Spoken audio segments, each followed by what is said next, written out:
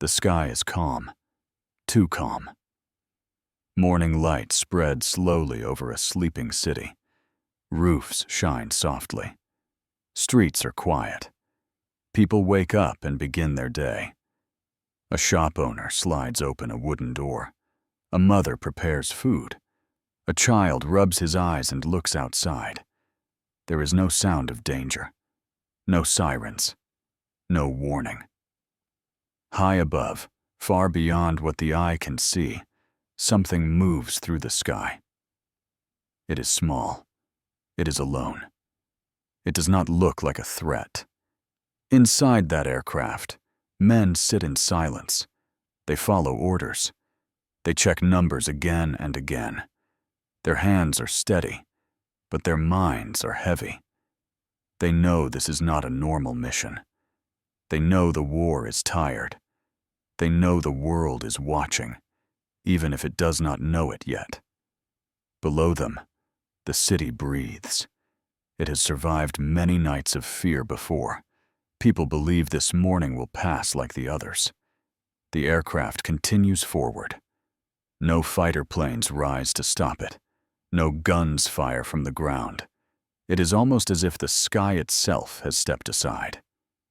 Inside the plane, there is no shouting. Only short words. Clear steps. A checklist followed line by line. Each step feels heavier than the last. Far away, across the ocean, leaders wait. They sit in quiet rooms. Maps cover their tables. They have already made their choice. For months, they have carried the weight of what comes next. They have counted soldiers. They have counted ships. They have counted the lives that might be lost if the war continues. They believe the enemy will not stop. They believe an invasion will be worse. They believe this moment will end everything. But belief does not remove doubt. Back in Japan, the war feels endless. Cities are damaged. Food is scarce. Families are tired. Still, surrender feels impossible to many. Honor is spoken of in quiet voices. Hope is thin, but it is not gone. No one in the city knows what is coming. They only know the war has followed them for years. They only know they have learned to live with fear. The aircraft reaches its position. A final check. A final pause. Time slows. One man looks at the sky ahead. Another looks down, but sees nothing special. They are trained to focus. They are trained not to think too far ahead. The order is given. It is calm. It is simple. Something leaves the aircraft. It falls silently. No one on the ground notices.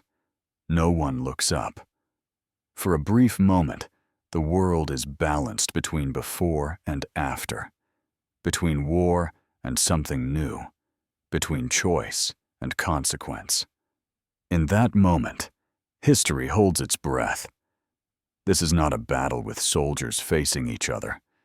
There are no trenches, no charging armies, no clear front line. This is a battle of decisions, of fear, of pressure built over years. What happens next will not stay here. It will travel across borders, across time, across memory. The silence breaks, and the world will never be the same. But to understand how this moment arrived, to understand why leaders believed there was no other path, we must step back. Back into a war that refused to end. Back into choices shaped by exhaustion and fear. Back into a world searching for a way out, even if the cost was beyond imagining. This moment mattered because the war had reached a dead end. For America, the Pacific War had become a long road with no easy finish. Island after island had been taken at great cost. Each victory felt heavier than the last. Commanders looked at maps and saw only blood and delay ahead. Japan was still fighting. still refusing to stop. An invasion of the main islands was planned. Millions of soldiers were being prepared. Everyone knew what it would mean. The enemy would defend every hill, every road, every home. American leaders feared a disaster that could last months or years. They feared losing soldiers who had already survived so much. They feared explaining to families why the war had not ended. At the same time, the public was tired. The war had taken sons, fathers, and brothers. Victory was expected, but patience was fading. Across the ocean, Japan faced a different kind of fear. Its navy was broken. Its air power was almost gone. Cities had already burned from constant attacks. Yet surrender felt like a loss of soul.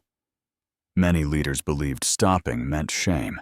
Some believed fighting on was the only path left. The Japanese people lived between duty and survival. Food was limited. Homes were damaged. Hope was fragile.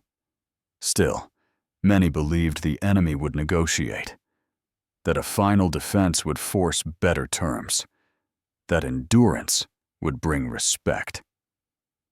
Both sides were trapped by their own thinking. Both feared what came next. Both believed time was running out. This moment mattered because it offered a sudden end, not a slow one, not a negotiated one. A single action that could force a decision. For American leaders, it was a way to avoid invasion, a way to save lives in the long run, a way to end the war before it consumed more of the world. For Japan, it was a shock that challenged every belief held so far. A force that could not be answered with courage alone.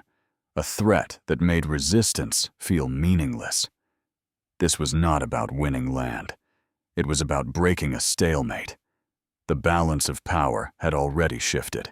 Japan could not win the war, but it could still refuse to lose. That refusal mattered. It shaped every choice that followed. The world also watched quietly. Other nations understood something new was unfolding, a power unlike any seen before. This moment mattered because it changed what war meant. Not just who would win, but how wars could end. It forced leaders to ask a question no one wanted to answer. How far should power be used to stop suffering? And who decides when the cost is worth it? For soldiers waiting on ships, it mattered deeply. Their future depended on a decision made far away. One order could send them home or into chaos. For civilians in Japan, it mattered even more. They had no voice in the decision, no way to prepare. This was the point where strategy met fate, where plans written on paper reached real lives, where the war demanded an ending, no matter the cost. To understand why leaders believed there was no other path, we must go back further. Back to a world already burning.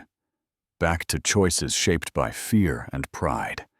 Back to the long road that pushed both nations toward this moment. The world before this moment was already exhausted. The war had stretched across oceans and years. It had taken young men and returned silence. It had promised quick victories and delivered endless loss. In the Pacific, nothing came easy. Every island was defended. Every step forward felt like a struggle against time itself. American ships crossed wide waters again and again. Soldiers learned the sound of waves and gunfire together. They learned that each landing could be the last. Commanders studied past battles. They saw a clear pattern. Japan did not retreat easily. Even when defeat was certain, resistance remained strong. Fighting continued long after hope should have faded. This frightened planners more than enemy weapons. They imagined the future, an invasion of the main islands, cities turned into battlefields.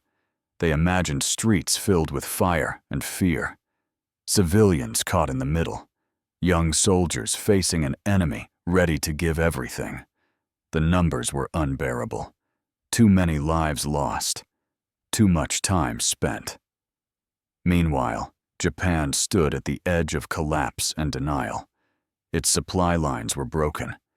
Its ships rested at the bottom of the sea. Its skies were no longer safe.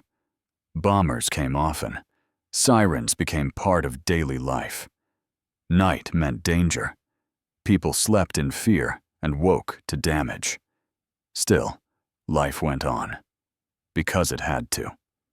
The government struggled behind closed doors. Meetings stretched long into the night. Arguments filled the air. Some leaders knew the war was lost.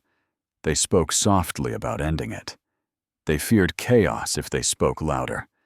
Others refused to listen. They believed endurance was strength. They believed suffering proved loyalty. The idea of surrender felt worse than destruction. To many, it meant losing identity, losing meaning. The emperor remained distant, a symbol of unity and tradition, a voice not yet used. Outside those rooms, ordinary people carried the weight. Farmers with empty fields, mothers with little food. Children learned to hide when planes passed overhead. They learned silence before they learned peace. Across the ocean, America also felt pressure. Factories worked day and night. Families waited for letters. Victory was expected, not questioned. But the cost had grown too high to ignore. Every new battle brought fresh lists of names. Every delay meant more loss. Leaders feared the public would not understand a longer war. They feared the anger of parents. They feared history's judgment. At the same time, a new force had been created, born in secret, built by minds racing against time. Scientists had worked without fully knowing the end. Now, the end stood before them, small, powerful, and terrifying. Some believed it would save lives. Others feared it would change the world forever. All understood it could not be unseen. The clock kept ticking. Japan waited for a sign, hoping for negotiation, hoping for help from others. But allies were gone. Promises were empty. Reality closed in. America waited too, watching, deciding. Both sides stood trapped by fear of the next step. Both believed they were choosing the lesser evil. Both knew the war could not stay as it was. The air was thick with tension, not loud, heavy. Every delay brought more death somewhere else. Every choice felt final. This was the world that led to the sky above a quiet city, a world already broken, a world desperate for an ending.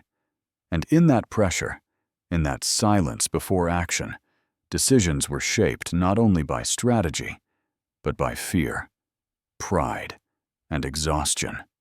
Soon, those decisions would move from rooms and papers into the hands of a few individuals. Men and minds who carried the weight of the world. Men who believed they were doing what must be done.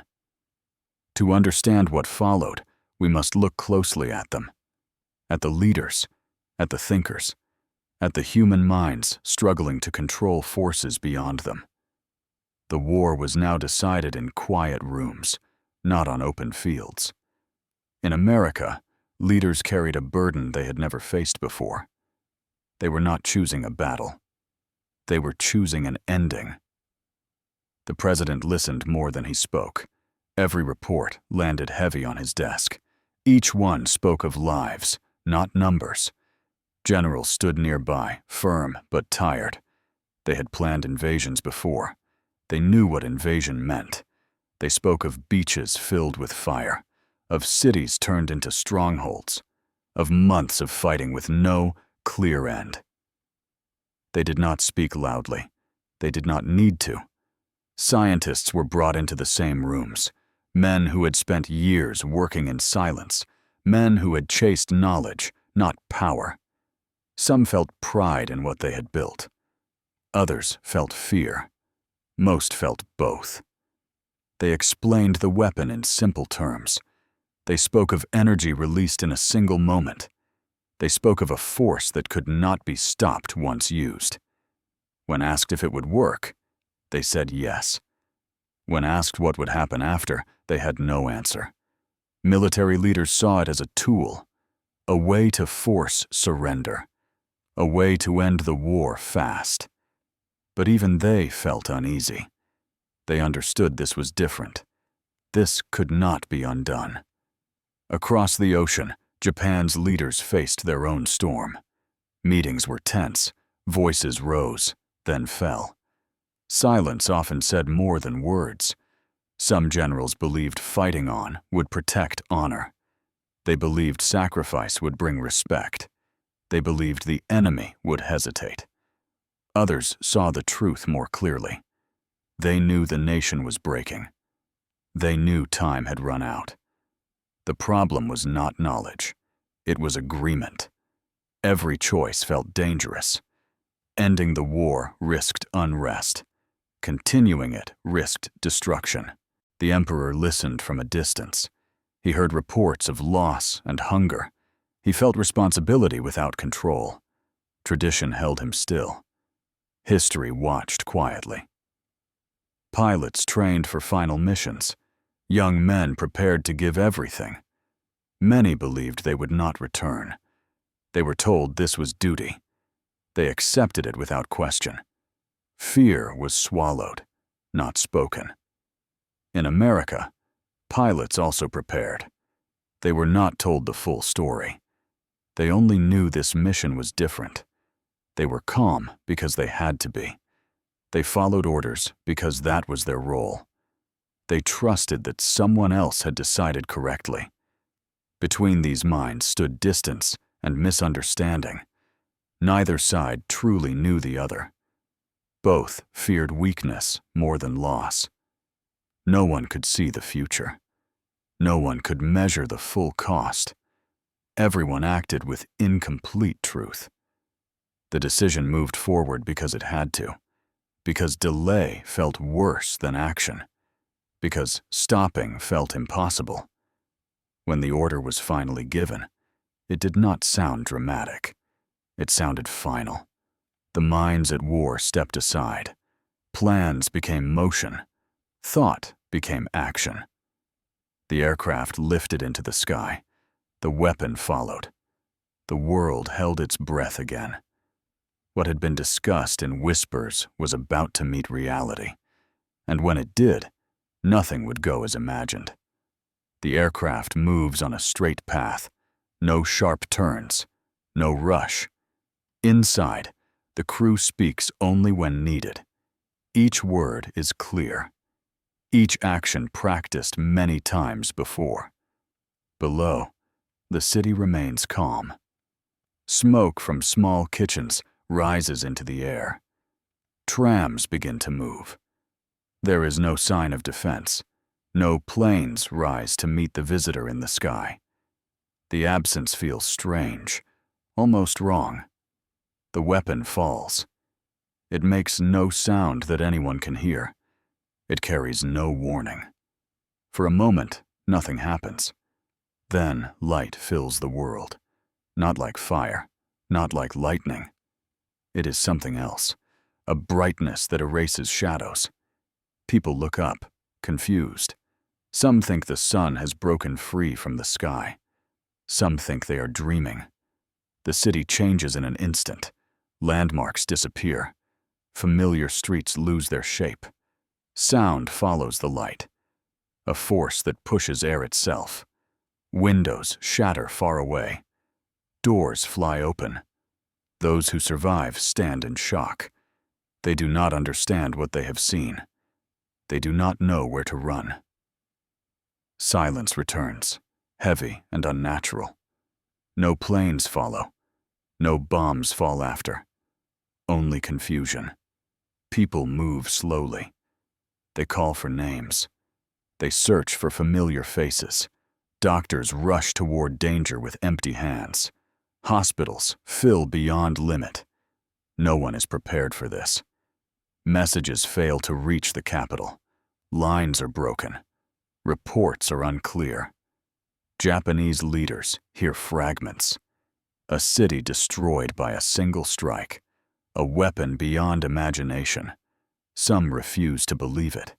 Others demand proof. Meetings grow tense. While confusion spreads, the world watches. America waits. So does Japan. Days pass under pressure. Arguments grow sharper. Hope and denial fight for control. Then the sky opens again. Another aircraft. Another city. Another moment where time slows. This time, the message is clear. This is not an accident. This is a warning. The second strike removes doubt. What was unthinkable becomes real. Inside Japan's leadership, walls begin to crack. Silence turns into fear. Fear turns into urgency. The emperor listens closely now. The suffering can no longer be ignored. The future cannot be delayed. Across the ocean, relief mixes with unease. The war may end, but the cost feels endless. The battle has no front line, no clear enemy to face, only consequences spreading outward. As leaders race against time, as the world absorbs what has happened, the next moments will decide everything. Not in the sky, not on the ground, but in the space between choice and courage. And those choices are about to be made. The war now hangs on hours, not months. Inside Japan's leadership, the shock turns into pressure. Meetings begin again. This time, voices shake. Reports arrive slowly. Details are unclear. But the meaning is sharp. A single aircraft. A single weapon. A city gone. Some leaders still argue. They say the enemy cannot repeat it. They say endurance will still win respect. Others see the truth forming. They know this power cannot be fought. They know defenses mean nothing now. Every delay feels dangerous. Every minute invites another strike. Then another message arrives. Another city. Another confirmation that this was not chance. The room grows quiet. The question is no longer if the war can be won. The question is how it can be ended. Some generals push for one last stand. They speak of duty and history. They fear surrender more than loss. Others speak of survival, of the people, of a nation that must live beyond this war. The emperor listens in silence. He has waited for consensus. Now he sees none will come. This is the turning point, not in the sky, in the mind. He understands that delay means more suffering, more cities, more unknown fear. Across the ocean, America also faces a choice: whether to wait, whether to strike again. Leaders debate quietly. They want surrender, not destruction, but they want it now. Time presses both sides. Misunderstanding still fills the space between them. One wrong signal could continue everything. Finally, the emperor decides to speak. It is a rare act, a breaking of tradition. His words are careful, measured, heavy with meaning. He chooses to stop the war, not because of defeat alone, but because the future must exist. The announcement reaches the people. Many do not understand it at first. Some feel relief, some feel loss. Soldiers lower their weapons. Pilots stand down. A long silence spreads. The war ends not with cheers, but with exhaustion. The turning point is complete, a decision made under impossible pressure, a choice that closes one chapter of history and opens another that no one fully understands. But endings are never clean. As the world steps out of war, it must now face what that war has left behind. And the cost of this ending is written not only in strategy, but in human lives that must now find a way to go on.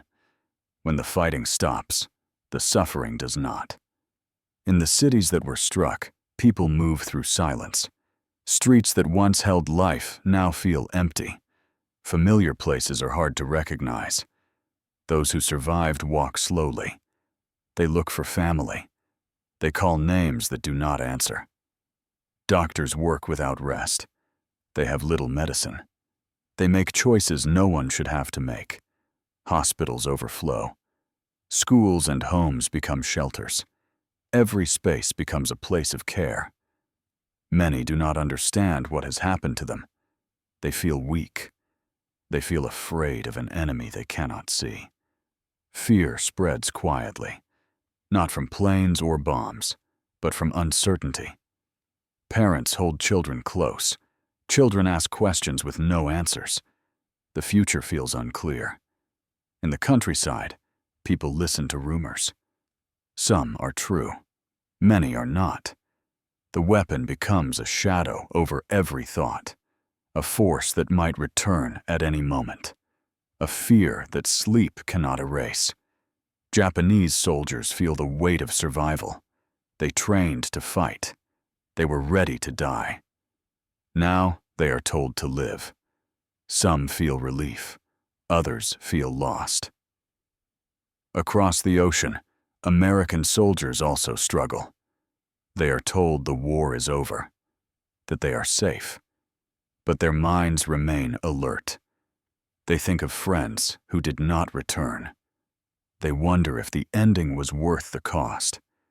Families celebrate quietly. There are no parades yet, only deep breaths. Scientists who helped create the weapon reflect in silence. Some feel pride. Many feel regret. They ask themselves if knowledge went too far, if control was ever real, if the world is ready for what now exists. Leaders on both sides carry invisible wounds. Their decisions saved some lives and changed others forever. No one leaves this moment untouched. Victory feels heavy. Defeat feels endless. The human cost is not counted in numbers. It lives in memory, in health, in fear that lingers. This ending did not bring instant peace. It brought survival, and survival requires healing. As the world steps forward, it must now decide what this moment means, not just for one war, but for all wars that may follow. Because what was used to end the fighting has now entered history, and history will not forget it. The war ends, but no one feels whole. There is no moment of celebration in the streets of Japan. No music, no cheers, only quiet. People bow their heads and listen. They hear the words that say the fighting is over. Many hear the emperor's voice for the first time. It sounds calm. It sounds distant. It sounds final. Some do not understand the meaning right away. The words are careful. The message is gentle. But the meaning is clear. The war will not continue. For many, this feels like relief. A heavy weight lifts from tired hearts. No more nights waiting for sirens. For others, it feels like loss, a loss of purpose, a loss of belief. Soldiers sit in silence. They had prepared to fight to the end. Now the end has come in a different way. Weapons are lowered. Orders are canceled. The long tension finally releases. Across the ocean, the reaction is mixed. American soldiers hear the news and sit down where they stand. Some laugh. Some cry. Some stare into nothing. They think of home. They think of friends who never made it. They think of the invasion that will never happen. Families receive the news slowly. Radios carry the words into living rooms. Mothers close their eyes and breathe. The war is over. But the memory is not. Leaders speak of victory, but their voices are careful. They know this ending is different. There are no captured capitals, no final charge, no battlefield surrender. The war ends through decision, not destruction of armies, through fear of what could come next. Japan survives, but changed. Its cities are damaged. Its confidence is broken. America wins, but not without doubt. It has power unlike any before, and power brings responsibility. This ending raises questions that do not fade. Was there another way? Could time have been given? No one can answer with certainty. History does not allow second tries. What remains is survival. Nations that must rebuild. People who must live with memory. The war is finished, but the world that comes after will not look like the one before. And as the silence settles, as soldiers return and cities begin to heal, a new chapter quietly begins. One shaped not by armies, but by the shadow left behind. The true impact of this ending is only just starting to unfold. The days after the surrender feel unreal. Foreign ships arrive without resistance. No guns fire, no orders to fight. Soldiers step onto land expecting danger. They find silence instead, a nation holding its breath. Japan begins to change quickly. Old symbols fade. New rules appear. The war has ended, but its impact spreads outward. Across the world, leaders study what happened. They no longer think only in terms of armies. They think in terms of moments. One decision, one weapon, one instant. Military plans are rewritten. Defense now means prevention. Fear becomes a strategy. No nation wants to face such power without protection. No nation wants to be surprised again. Alliances shift. Trust becomes fragile. Suspicion grows quietly. The world enters a new age, an age where wars might end suddenly or never start at all. But peace is not simple. Japan rebuilds under watchful eyes. Cities rise slowly. People adapt. Education changes. Voices once silent begin to speak. A new identity forms from the ruins. America stands at the center of global attention. It has ended a war, but it has also opened a door. Power now follows it everywhere. So does responsibility. Scientists speak out. Some warn of future danger. Some push for control. The question is no longer about winning wars. It is about surviving them. Fear becomes shared, no longer limited by borders, no longer distant. The weapon that ended one conflict now threatens all others. The shadow spreads beyond Japan, beyond America, across the entire world. And slowly, people begin to understand. This was not just the end of a war. It was the beginning of something else, something uncertain, something permanent. To understand what this moment truly means, we must step back once more. Not to judge, not to praise, but to reflect. Because history is not only about what happened, it is about what we choose to remember. This moment is remembered not for noise, but for silence. Silence after years of fighting. Silence after decisions no one wanted to make. Silence, heavy, with meaning. Hiroshima and Nagasaki are not remembered as battlefields. They are remembered as warnings, as questions left open. They remind us that war is not only fought by soldiers, it is shaped by leaders. by thinkers, by choices made far from danger. This ending teaches that power grows faster than wisdom, that fear can guide strategy, that speed can replace patience. It also shows the limits of pride, the cost of delay, the danger of believing there is always time. For Japan, this moment became a turning inward, a rebuilding of identity, a promise never to walk this path again.